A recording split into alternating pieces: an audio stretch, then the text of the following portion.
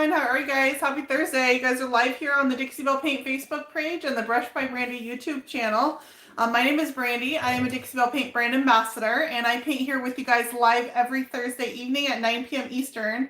So here we are. We're going to paint tonight. Actually, we're not going to paint. We're not even using the paint. We're going to use some other Dixie Belle products tonight. We're going to use wax and glaze. And we're going to use them to add decorative accents to the piece. So I have a beautiful paint finish on here. And I love Dixie Belle paint because it gives me a great base to build off and use other tools in my arsenal to add interest to my piece. And that's what we're going to do tonight. So this piece right here, if you guys watched last Thursday, we painted this live on camera last Thursday. So if you missed that one, go ahead and pop back over. It's on my YouTube channel. Where you can find it on the Dixie Belle Paint videos on their Facebook page. And we put 2 coats of paint on this. So all I did was finish my second coat. And that's where I am right now, is 2 coats of paint on this piece right here. And then I did just use the applicator sponge, the blue applicator sponge, and I wiped on a coat of satin clear. And that's because I love this paint finish and I want to decorate it. But putting the clear coat on now gives me a wipeable, clean slate that I can play with and know that my paint finish is protected. So that's usually what I do, is I will put a clear coat on before my decorative accents, and then I'll build them up, add whatever I'm going to add to this piece, and then I come back and I seal those all in too. So decorative accents, I mean glaze, I mean decorative waxes, I mean transfers, stencils, anything like that that I was going to put on this piece. I would clear coat this finish, and it lets me play around with it and not have to worry that I'm going to mess up my paint finish because it's sealed. So what we're going to use tonight is we're going to use Dixie Belle glaze in black. And I'm going to show you guys a little bit of the differences where I would choose a glaze and where I would choose a wax. So we're going to use that. We're going to use Dixie Belle Best Dang Wax in black, which is a nice rich solid. So this is Best Dang Wax in black. So let's go ahead and start off. We'll do our waxing first. I love wax as an accent, and even more so, I love that Dixie Belle Best Dang Wax has a property that's really unique to Dixie Belle. There are not any other brands that I'm aware of that you can do this with, and that is that Best Dang Wax is a water-based wax. And what that means is that I can take and use this as a decorative accent, and then I can clear coat over the top of it because it's water-based. Most other brands have oil-based waxes, which means you cannot put water-based clear coats over the top. So this is a tool that I have that I can use in a way that most other brands do not allow you. Okay, so Best Dang Wax. It's a really soft, nice wax. Mine are a little firm because it's cold. Temperature really matters to waxes. So if you're finding that your waxes are firm, just let them sit in front of your heater for a second. Throw a heat gun on the can and they'll soften up and get nice and buttery. But mine are nice and firm right now because it's cold. So I have 2 containers of Best Dang Wax that I usually keep going at the same time. This one's old and it's firm and it's crusty and it's dried out. And you know what I love this for? I love this for doing concentrated accents. When I want to put the wax in a place that I want it to stay in that one little place, let your wax get old, a little bit dry, it firms up really nice. And then I like this one when I want an all over nice, smooth, creamy application because it goes on nice and smooth and creamy. It's not old, it's just mature. No, it's really old. This is probably literally, you guys, the first container of Dixie Belle. You can tell even the packaging is different. The first container of black wax I ever got, and that's why it's like this. But I leave it like this, and then I save my new wax for, nice soft. I'm not putting wax all over on this one. I'm going to use it to add interest to these moldings. Cheryl, it is always G-rated. Whoa. What's going on over there? Yeah.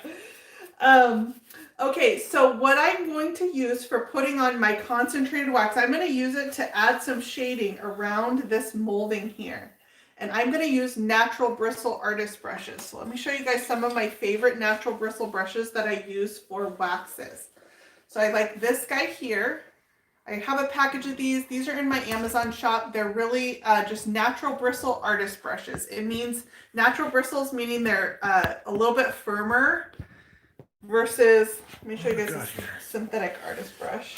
Oh, sorry guys, stupid pop socket. Oh, my pop socket? It's not stupid. We have this debate all the time. I want you guys, while you're watching, I want you guys. Sorry about that, YouTubers.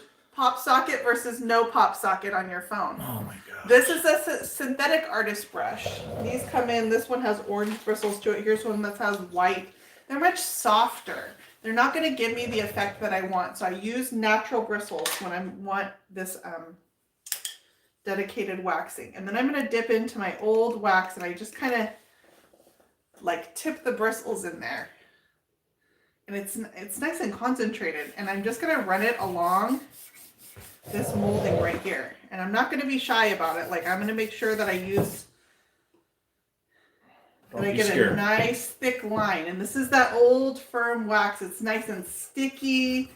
It's not, I mean, it's not soft like Dixie Belle waxes. Whoops. Okay, I just went like this. Whoops. And I got wax where I didn't want it, but my paint is sealed. So I just take a rag and I can wipe that right back off. Can you do me a favor and throw out the name of the colors that you're working with? Oh yes, I'm sorry you guys. Okay, so my piece is done in, and again, if you did not see this, go back to last week and we put paint on this. My piece is done in a mix of Dixie Belle paint in muscadine wine, aubergine, and tea rose. Okay, and then that's my main deep plum color. And then I added a little bit more tea rose for my highlight here. And then I've got Midnight Sky is my low light. My darker color that I use for shading is Midnight Sky. So it was 3 colors, but they're a mix that I made using muscadine wine, aubergine, and tea rose. It makes this beautiful rich plum color. If you add a little bit of red to aubergine, which is basically what you're doing, and then you just use the tea rose to lighten it until you have the shade that you like. Okay, once I have this wax placed where I want it, whoops, I missed a corner up here. I can't see that side quite as well. And I basically just outline these moldings here. This is another natural bristle brush. This one's a little bit larger, but I'm going to use this. I don't wash it, so it's got some wax already in the bristles, and I use this to just kind of work my wax out. Okay, and now I'm gonna take where I concentrated that line of wax around the edges of my moldings, and I'm gonna smudge it out. I love to use wax for this. It softens the edges, so I put it on, and then I'm gonna take a rag, just a t-shirt in this case, and I'm gonna wipe it back down a little bit. Because I got a little brush here in here. And it just adds this kind of like shaded halo-y effect around my paint. So I'm going to continue. I outlined all of this in my black wax. I'm kind of use a swirling and I'm smudging that wax out. So wax does something that glaze does not do, and it gives you a smudgy effect. Because glaze is a liquid, it doesn't smear and smudge like that. It would be like comparing a ballpoint pen ink to like an oil pastel, and you get that smudgy, smeary effect from wax that you cannot get from glaze, and that's what I'm making it do right here. And I can carry this as far into the center of my drawer base here as I want to. And then I take my t-shirt, my rag, and I guess it's kind of buffing it a little bit. It just smooths it out a little bit. Just makes it look nice and smooth and soft. So this is in addition to my paint finish. Can you guys see the difference? I haven't done this drawer down here, for example. So I realize the temperature is a little different, a little colder now. But what's your workability time when it comes to wax? Oh man, wax is nice and workable. Gosh, well, let's see. I've been letting this one set up for about 3 years, and I'm kidding. Let's see. If you want to clear coat your wax, you need to let it set up for at least 24 hours, you guys. And then here's the secret with clear coating over the wax. You can, if I were to come back, this is water-based. If I were to come back, I'm just going to pull a brush out here, and I keep brushing this with a clear coat on my brush, I'm going to start pulling that wax back. Okay. So if you want to clear coat over this, you need to either go one and done it's sealed, or spray your clear coat. I spray my clear coat, so I don't deal with that. But if you're if you want to work your clear coat a lot, you're going to start pulling that black wax back off because it's water base over water base. Okay, so if you want to seal over this and you're going to brush it or wipe it with a sponge, friction is going to pull it. So one and done, or just spray it. Now, as far as the little brushes that you're using, Yes. what kind of brushes are those? Oh gosh, they're all different brands, you guys, and I couldn't even tell you that I'm partial to any one particular brand because let's see, let's look at this one brush right here. Okay, I've got it in at least 4 different brands probably that make this same brush. Yeah, look at them. They're all basically the same deal, but these are 3 different brands. They're all natural bristles, fairly narrow, you know, short handle, but they're 3 different brands that make it. So I can't tell you that I've got one that I prefer over the other. They're all fine. I've got a few brushes like that. Like I said, these are just these ones here with the yellow handles. I have a set of these and I like these. These came in a whole bunch. They all have yellow handles is how I recognize them. And they came in a set of like 20 brushes. Jerry Q Universal Brush. I mean, who's Jerry? I don't even know that guy. He wants his brush back. But his brushes work great. I mean, yeah, he put his name on them. Like Poor guy's been looking for how long? Putting your the name in your kid's jacket before sending it to school. It's like contractors spraying their tools so they know whose is whose. No, they're still not getting it back. Yeah, good job. So, I mean, I can't even tell you that I'm partial to any brand other than I want it to have the firmness of natural bristles. So, you know what, Jerry? Your brushes are working great for me. Thanks. Yeah. Now, when it comes to sorry to take you off the brushes. When it comes to your wax, do you have to seal it? You don't. Well, here's the thing. I have clear coat under this, okay? So wax does best when it has something that it can absorb into the paint. When you put wax on raw paint, the wax absorbs into that paint and it seals the paint, and then you buff away the excess, and your wax that's on the surface is what's encapsulated in your paint.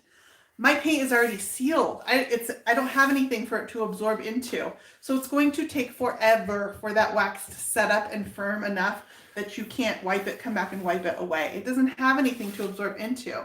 So because I do that, I just spray another clear coat over the top, and then that problem is solved too. It lets me have the best of both worlds. So I try to be sympathetic that not everybody sprays their clear coat, and that's why I give you the example of if you're going to brush it, you need to not overbrush it because you will pull your wax. Now, if you pull a little bit of this wax, you're still going to have the same basic effect, so it won't really matter. I need to turn this a little bit. Can you see if I turn this? I need to look at it. It just takes you off camera, so that's okay. That's fine. Yeah. Nobody needs to see me. You can do this on unsealed paint, and then your wax absorbs better into your paint, but then it's not as wipeable. So you don't have as much control. So say if I've got it too heavy in one area and I really want to take it back, if my paint is unsealed, it's going to be much harder to take it back. I wouldn't be able to come back and wipe that away. So having it sealed lets it be correctable for me. You know, like here, I'm wiping back where I think it's a little heavy, softening it up a little bit. And I think that's a really pretty look. It's very subtle. I'm going to come up here and do this little circle right here. And then typically, how long do you wait for the wax to dry before you want to, let's say you want to coat it? Okay. I recommend at least 72 hours. Let your wax get firm enough that when you go to brush it, if you're spraying it, it doesn't matter because it's water base over water base. So if you're spraying it, you don't need to allow that time. You don't have to wait. But if you're going to try to brush it, you want to let your wax set up a little bit, and that's because you need as much help as you can to avoid pulling that wax back off with the friction of brushing on it. So I recommend at least 72 hours if you're going to try to brush it, and even then you will still pull a little bit of wax if you're going to try to brush it. I mean, I spray, so it solves all those problems. The problem solved. I don't have to wait. Okay, let's talk gilding waxes. Okay, Dixie Belle's new gilding waxes are coming out. I just got mine in the mail literally today. These are the cute little pots of gilding wax. I'm going to actually put you on camera this time. Oh, am I going to be on camera? I know. Yay. How does my hair look? Yeah. Says the voice behind the curtain. Do I have a screwdriver around here? What are the chances? Yes, ma'am. Screwdriver. Scalpel. Check. Scalpel. Stat. Okay, so look at these cute little pots that the new gilding waxes are going to come in. The gilding waxes are oil-based. Okay, they're oil-based and they're very, very concentrated. So kind of like how I like to have this dry up and get really concentrated and firm. That's kind of what the gilding waxes are, but they come in, they already come that way. So they're really just concentrated oil-based waxes. So these, if I'm going to use these in large quantities, I would not seal back over the top of this. If I'm just using it a little bit in a crevice or something, I wouldn't have a problem spraying a clear coat, but it's a clear coat over an oil-based product. So that's a black one, but we're going to use some of the gold tonight. They're these cute little pots. They're like a little mini, and these are super rich and creamy. Okay, so I'm just going to take my finger and this molding right here. Cheryl wants to know, if you run out of room, is that why you're by the door? Just about, Cheryl, just about. I got a lot of pieces going on. I kind of work my way around my workspace and I use every inch of it. I always have more than one piece going on at the same time. One section of my workspace is under construction right now. So I'm just using my finger. This is still a wax, you guys. This is still a wax. So it's just another version. Gilding waxes are a wax, but they're used decoratively. So I wouldn't take this. You could, I guess you could take this and put it over your entire piece. But I just would use a gilding wax as a decorative accent. I can just put these on with my finger, and I love that they just slide. Like, wax has that smeary, smudgy capability that you can't get with a liquid product.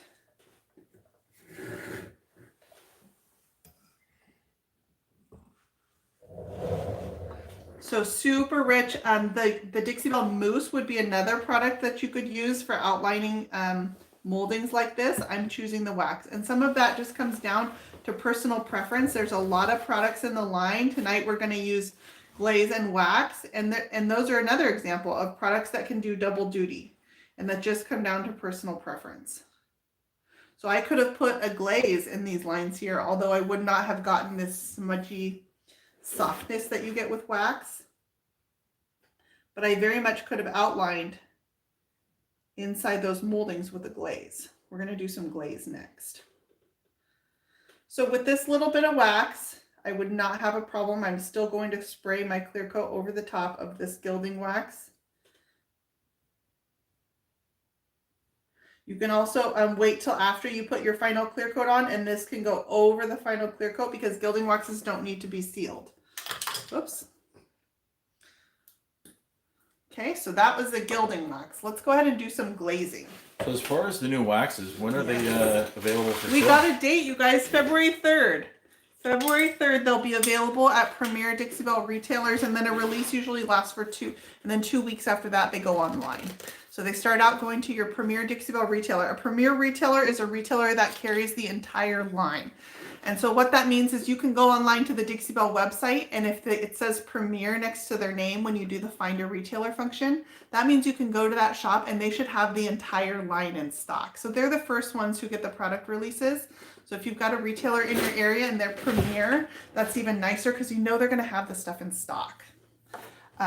Regular retailers can choose what they want to carry. They usually have the most popular products in stock. Okay, so I'm going to use glaze. Let's compare the glaze to the wax. Number one, glaze is a liquid, okay? And wax is a solid. So right there, you can kind of get an idea how it's going to apply, how it's going to go on, and the tools you're going to need are going to be different. Now this is Dixie Belle Black Glaze, but I like my black glaze to be dark. And Dixie Belle Black Glaze is a pretty light black, which is pretty over white, but I'm using it over a dark purple. So I did darken mine. I tinted it with some Dixie Belle Coffee Bean. So I've got nice, rich, dark glaze. You can tint the glazes with the paint. It's a water-based product with water-based paint.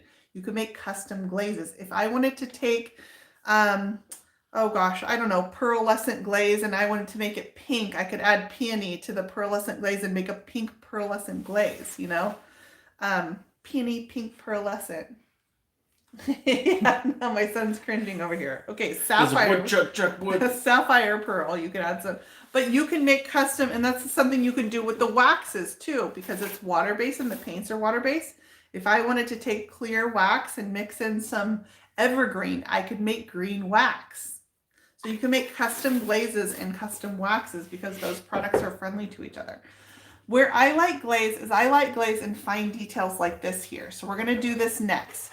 So it's very small details. It would be hard for me to get this smeary, smudgy effect when I'm working, and I want to get it into all these little crevices because they kind of get lost when they're all monotone. But you'll see when I add some glaze to that, you're going to notice the relief in that molding. So I'm going to open up my glaze. For glazing, I like to just take a synthetic artist brush. These are two of my favorites. They're a little bit beat up because you kind of got to dig it into crevices. So I'm going to take this smaller guy because this guy's kind of big for this molding that we're working on. And I'm going to dip into my, this is black glaze tinted in coffee bean. Okay, and my surface has been sealed already. And I'm just going to start digging it into these crevices here. And it's going to find all the low points in this molding for me. And I just work in small sections at a time because the glaze will start to set up. It does set up a little bit faster with the paint mixed into it. And that just means you need to work in smaller areas if you're going to tint your glaze. Just, you know, take that area and shrink it down a little bit. So now I've got my glaze all into those crevices. Can you shake the glaze, or do you need to stir it? Yeah, you can. It's not like a clear coat. Your clear coats, you don't want to usually shake your clear coat because it can put bubbles into it, and then when you go to apply it, you've got bubbles in your clear coat. But this is just going on in a small quantity, and then I'm just going to take my rag and I'm going to wipe this back. And I can wipe it back as much or as little as I want.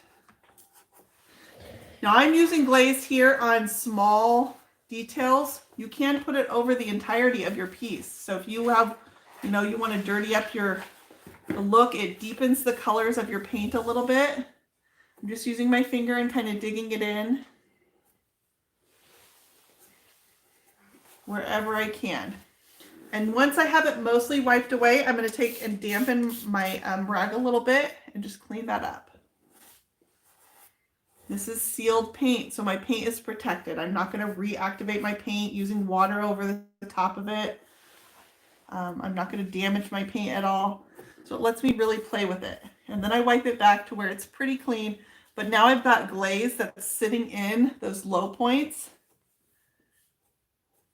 There's a spot right here I want to wipe away.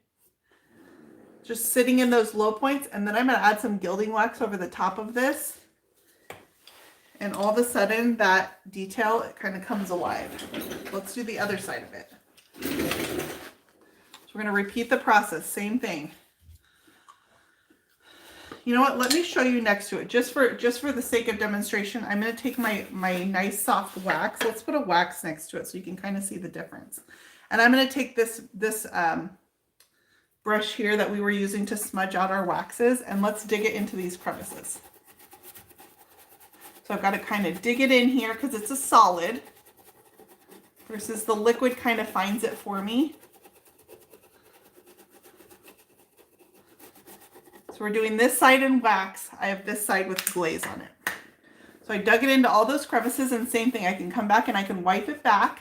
Fine details giving the camera a run for its money. Oh, is it? Yeah. You guys are going to have to write the camera manufacturers about that. I can't really do a whole lot about it. Not the cameraman. Yeah, no. Yes. Just saying. Sean does not want your letters. That's what you just said. And I'm going to clean it up as much as possible. So let's look at some of the difference. This is a little more light. It's a little more hazy, kind of subtle. Looks more like a shadow. Then this is more dark and concentrated. It's got puddling and pooling in the low points. It's gonna, when it dries, you guys are seeing the sheen on it, but once it dries, it's just gonna be more concentrated, whereas this is more faint, more subtle. So I prefer glaze on stuff like this. That wax is just not as, I don't know, it's not as strong and potent. Donna, there is no doubt that is my shirt. Definitely. Do you ever see Brandy using her own clothing? No. No, honestly, Sean looks forward to it because he'll come to me smiling with like a bag of t-shirts, and I can't get mad at him that he bought 8 bags of t-shirts this week because I'm like, oh, I got new rags out of it. All right, it's a good deal. So, I mean, we work together. It's a team effort. Sean gets new shirts. I get rags. Okay, some of my paint is wiping off just the edges here, and that's okay. I've worked it quite a bit. I put wax on, but I'm going to put gilding wax over.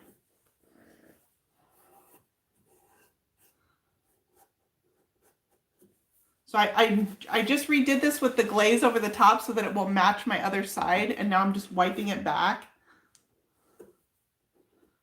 I just get as much as I can. It doesn't have to be exactly symmetrical. I don't like this spot right here. And then add a little bit of water to my t-shirt. Baby wipes work too, but this is such a small area. I'm just gonna add some water to my t-shirt. By t-shirt, I mean rag, not actually like this shirt I'm wearing. And then, yeah, I'd give you one of your own shirts.